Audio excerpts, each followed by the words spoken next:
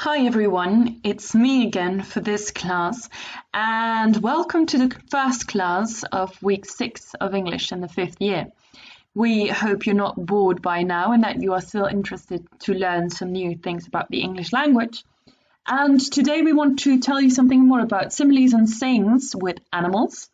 And we are going to do some grammar exercises with you guys, the Brush Up Your English exercises of Unit 7, which means that we are going to talk about tags, that we are going to talk about agreeing and disagreeing, stuff like that. Okay? For this, you need your workbook, you need page 186, and so on and so on. Okay? Good luck and enjoy the video. So, first of all, before we get started with the exercises, before we explain the exercises to you guys, well, it's important to know what you are going to do with them, what you will have to do with them. Of course, we need some proof that you have made them and that you have corrected the exercises. So we want you to, of course, do the exercises when we tell you to, then to correct them, because you will find a correction in the video, then to photograph your exercises and to put them in the upload zone by Sunday evening. Okay, many of you have done this for German before, so you know how it works, and others have done it for English as well, so you know how this works. Good, then we are going to start with similes and sayings. What are similes again? Well, you've seen this already and hopefully you remember. Similes, vergelijkingen, so comparisons, but with the word as if or like, stuff like that. Okay, sayings, gezegden, you know that, uitdrukkingen actually in Dutch. So that's what we are going to talk about, and you need your workbook for this. Page 186 or 187, we are going to do exercise 7.10 and 7.11. I'm going to go to the workbook with you guys. Good, so 7.10. Sayings. You have to link the saying to the correct meaning. So you have, for example, to be an eager beaver. Does that mean to behave without taking notice of a delicate situation, to imitate somebody, to be wrong about something, and so on, and so on, and so on, and so on. So link A to 1, 2, 3, 4, 5, 6, 7, 8. Good. Go for it. Pause the video. Do the exercise and then come back to the video for the correction. You will find it over here. Good luck!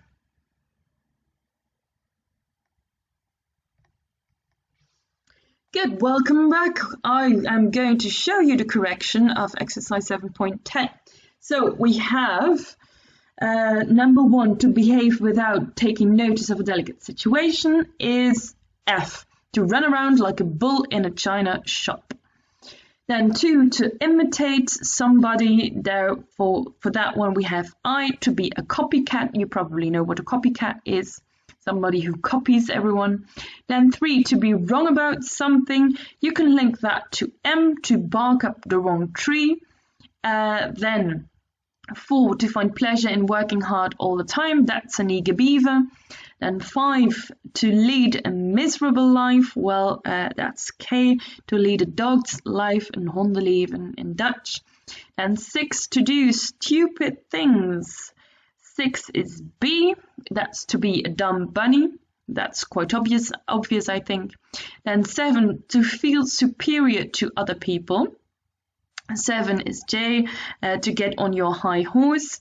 Then 8, to avoid bringing up matters that may antagonize. So 8 is D, to let sleeping dogs lie. By the way, if somebody doesn't really understand the word antagonize, you can kind of say that it means to make somebody angry, to make somebody a little bit annoyed by something. That's to antagonize. Think about the Dutch word an antagonist. You have heard about that. Okay, then 9, to wait patiently until the others have made up their minds. That's N, to hold your horses. Then 10, to make much ado about nothing. That's C, to make a mountain out of a molehill. Mol, natuurlijk. Good, then we have 11, to play tricks on somebody. That is E, to play cat and mouse with somebody. Then 12, to betray somebody. That's G, to rat on somebody. Then 13, to act firmly without thinking any further, that's H. To take the bull by the horns, we say in Dutch, de koe bij de horens vatten. And then 14, to leave a place because it is too dangerous, that's L. To turn tail. Then, if you have corrected this, then we will go to exercise 7.11 with the similes. Similes, as I have said, comparisons. You know most of these because you know Dutch, I suppose, and the words are quite clear, I think, maybe some explanation. Well, you know by now what a lark is. You have seen this in Romeo and Juliet. So think about it. What is a lark? Try to remember. Then with number 8, as meek as, zo mak als. That can help you a lot. Okay, try to link the correct animal to the correct adjectives. Do it and come back for the correction. Go for it. Good, welcome back for the correction. Let's check that. As busy as a bee, of course, in bezige bij in Dutch. As free as a bird. As blind as a bat. As brave as a lion. As happy as a lark. That's one we don't use very often in Dutch, of course. As hungry as a horse. As proud as a peacock. As meek as a lamb. As poor as a church mouse. And as wise as an owl. Good. I hope that these are very clear for you. And then we are going to go do some grammar. So for grammar, we are going to talk about conversation skills. You need, by the way, your workbook page 189 until 190. So conversation skills, stuff that you can use when you are having a conversation. Good. We are going to start with question tags. Okay, tags are short questions at the end of a sentence.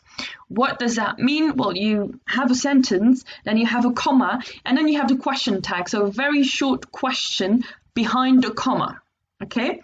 When you have a positive main sentence, then you have a negative tag. When you have a negative sentence, then you have a positive tag. Okay? So they switch. You have to switch them. Positive, then negative behind the comma, negative before the comma, and positive behind the comma. Good. When you have auxiliary verbs, what does that mean? Hulpwerkwoorden and copula, koppelwerkwoorden. In the main clause, you have to use the same verb. When you have no auxiliary verb, you have to use to do. Maybe that's not 100% clear now, but the examples will make it more clear, I think. Good. Look at the first sentence. He was at the party, wasn't he? For some of you, this may seem very logical because you use this when you're talking English all the time, of course, but for some this might be a little bit more difficult. Okay, so I'm going to explain the whole thing again. If you want to, you can just go to the exercises straight away and do the exercises and check the correction in the video. That's possible as well. Good. But for those who really want the information about, the theory about the grammar, then listen, please. Good. So you have the first example sentence. He was at the party, wasn't he? You see that we use the verb was, so that's an auxiliary verb or a copula, one of those two. So what do we have here? He was at the party is a copula, so that means you have to use the same verb. Okay, and then you see in the main sentence, we have a positive sentence, so he was at the party. So that means that the tag is negative. Was, wasn't he. Okay? Then with an auxiliary verb, he won't punish me for this, will he? Negative in the main sentence, positive in the tag. And then without an auxiliary verb or a copula, then you use to do. So he walked right past you, didn't he? Okay, I hope that this is clear, and if it is, then you can start with the Brush Up Your English exercises on page 189. You can make 7.1 right now. So let's go to that one. Good, so exercise 7.1, what you have to do, you have to fill in the question tag, okay, or just a tag. Good, so like for example, number 1, there are more pleasant things than doing grammar exercises. And then you have to fill in the tag. What's the tag here? Well, I think it's quite clear. You have there are more pleasant things, so you have the verb are, to be. This is a positive sentence, so then you have negative and to be here. So that means that you have aren't there. Good, continue with the rest, and then I will show you the exercises. Pause the video, the corrections. Pause the video, please, and do the exercise.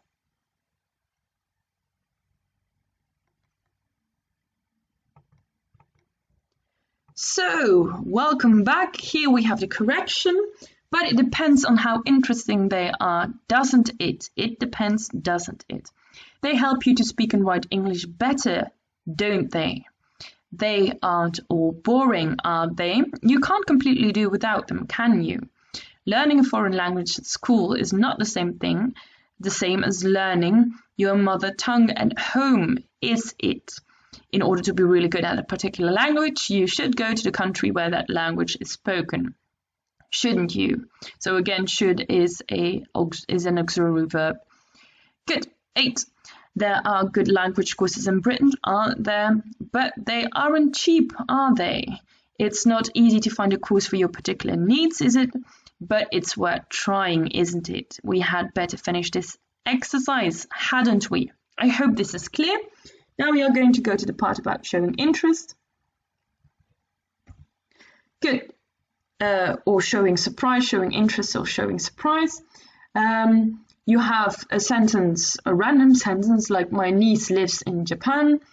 And then showing surprise or showing interest is does she, doesn't she? And you can use both of them. So there are many options in exercise 7.2, which we are going to do now. So what do you have to do for exercise 2? You have to answer with does she or doesn't she or does he or doesn't he, and so on. Good, do that one. Go for it.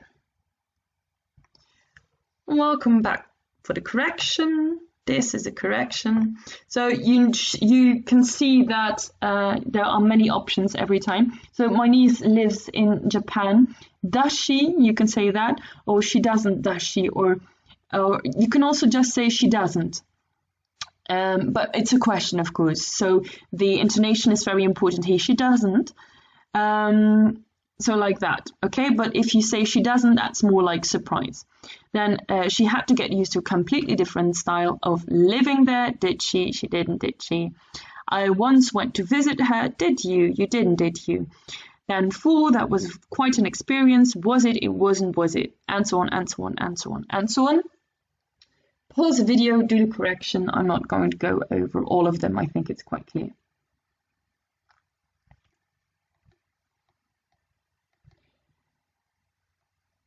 Good. Since you probably have finished correcting exercise 7.2, you can listen to the explanation about agreeing and disagreeing, which will help you to finish exercise 7.3 in your workbook on the next page. Again, we have a difference between auxiliary verbs and copula, because then you have to use the same modal verb, and without auxiliary verbs you have to use to do. Like, for example, he was, you know what agreeing and disagreeing is, by the way, akkoord gaan of niet akkoord gaan. So if you say he was wearing a tie, then the person can say no, he wasn't, yes, he was. So with an ing form, if you have a continuous form, then you have to use the verb was, the verb to be. Okay, so the auxiliary verb is important here. Then without an auxiliary verb you use to do, for example, he talked to the teacher. No, he didn't. Yes, he did. Okay, so we have to do here. Good, look at your workbook, exercise 7.3. So capital punishment should still be practiced. Well, you have, of course, 2 options, or you agree or you disagree. Both are possible. So try to give your opinion here in a very short way. Go for it.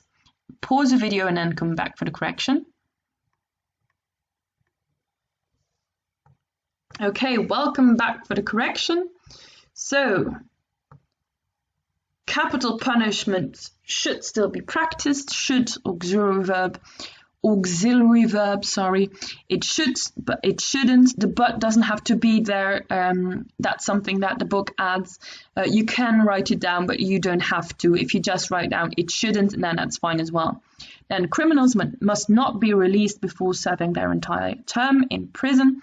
They mustn't, but they can. Well, that's you can write they must there as well, because this is a little bit confusing. You can use they can, but that implies something else. So they mustn't, or they must, or they mustn't, both are correct. Then, a woman's place is in the home. Of course it isn't. Then men are better at cooking than women. They are or they aren't. Homeopathy doesn't work. It doesn't, it does. The earth is not warming up. It isn't, it is. AIDS will never be conquered completely. It won't, it will. Computers will outperform humans one day. They will, they won't. There is no Loch Ness monster. There is, there isn't. 90% of the stuff of the universe is made of cannot be seen. It can't, it can.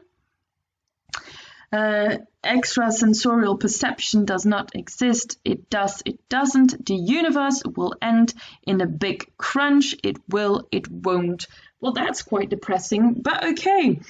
Then we are going to go to the last bit of theory and the last exercise, of course, and that's additions. So that means saying that somebody has something as well, or that the situation is the same for somebody else. And again, if you have an auxiliary verb and a copula, you use the same verb. If you have other verbs, you use to do. Like, for example, with the auxiliary verb, he has got a tie, so have I. So same verb. And with to love, for example, he loved her so much, so did I. Okay, good. Exercise 7.4. That's over here. And you see every time what you have to use, if it is you or me or he or whatever. Good. Go for it. Welcome back for the correction. So he's got curly hair, so have I. His favorite color is red, so is mine. He cannot sit still for a long time, nor can I, or neither can I. These are linking words that are quite useful, neither and nor, usually used for ik ook niet of hij ook niet. So try to write it that way, okay? I think that many of you wanted to write down me neither, but that's really spoken language and not really written language, okay? Good. Then he's always late for school, so am I. He never has a proper breakfast. Neither do I, or nor do I. He loves country music, so do I. He plays the piano quite well, but I don't. He is keen on fashionable clothes, but I'm not. I am rather careless, so is he. I read a lot, my brother doesn't. I have a lot of friends, but he hasn't or doesn't. Both are possible here. So that's an exception.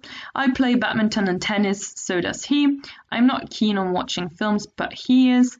I don't drink or smoke, neither does my brother. Okay, I hope that that is a bit clear.